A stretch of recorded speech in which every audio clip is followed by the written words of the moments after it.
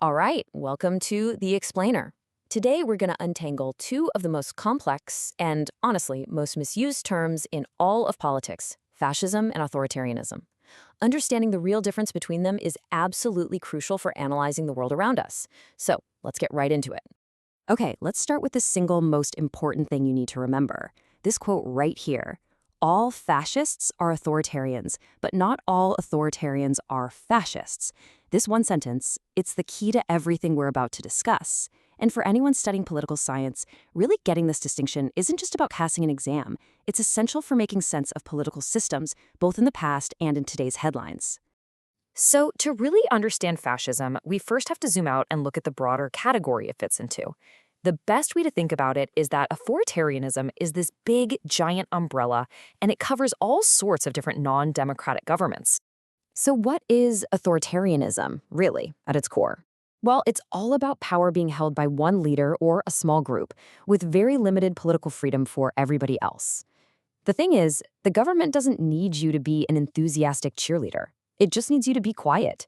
Just obey the rules and, don't get involved. The political scientist Juan Linz actually gave us a super useful framework for this. He laid out these 4 key qualities, but for what we're talking about today, the most crucial one, the one I really want you to focus on, is minimal political mobilization. Authoritarian regimes, as a general rule, want the public to be apathetic and just stay out of politics. Right, so to sum it all up, classic authoritarianism is all about creating a passive, obedient public. The goal is what we call demobilization. The government's message is pretty simple. Hey, we'll handle the politics, you just go about your day. Okay, so now that we've got a handle on that, let's dive into a very specific and much more radical form of authoritarianism, fascism. And this is where the game completely changes. You see, while most authoritarian regimes just want to maintain the status quo, fascism is revolutionary. It doesn't just want to control society, it wants to tear it down and rebuild it from the ground up. The whole goal is to forge a new man and achieve something scholars call palingenesis, which is basically this grand, mythic national rebirth from what they see as a period of weakness and decay. The historian Stanley Payne gave us a fantastic way to break this down.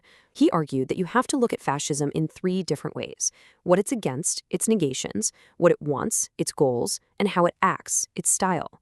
And it's that last part, the style, that truly makes it so unique. And this picture, wow, it just captures that difference perfectly, doesn't it? Fascism is not okay with you just staying home. No way. It demands that you are out in the streets participating enthusiastically, constantly. It just thrives on these massive rallies, marches, and grand spectacles, all of it designed to create this feeling of a single, powerful, unified national will. So let's get right to it and break down those key differences. Putting these 2 systems right next to each other is where it all really clicks and the distinction becomes crystal clear. Here it is. This is the core of it all. Just look at the role of the public. Authoritarianism wants you passive. Fascism demands you be active. And the goal? Authoritarianism is all about maintaining the status quo, keeping things as they are.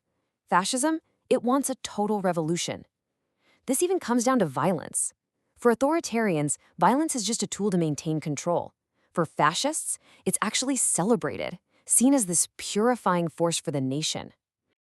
Okay, to go just one layer deeper, let's bring in a really controversial but incredibly influential thinker, Carl Schmitt.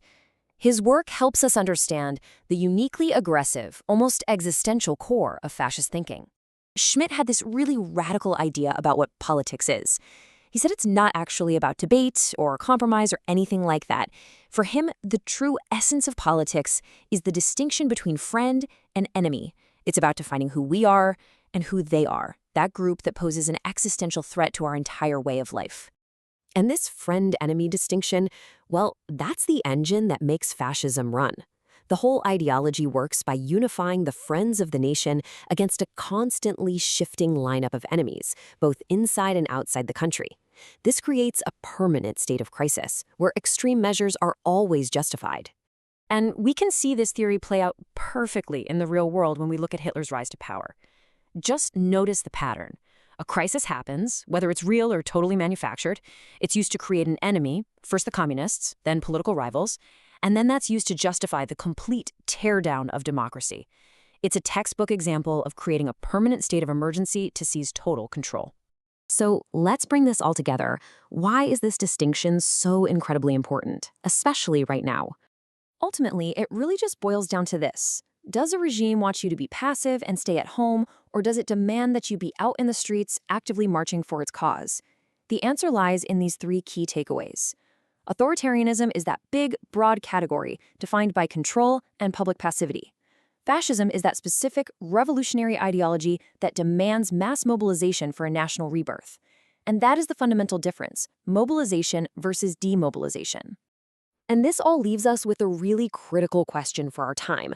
How do we apply these historical models to the incredibly complex political world we see today?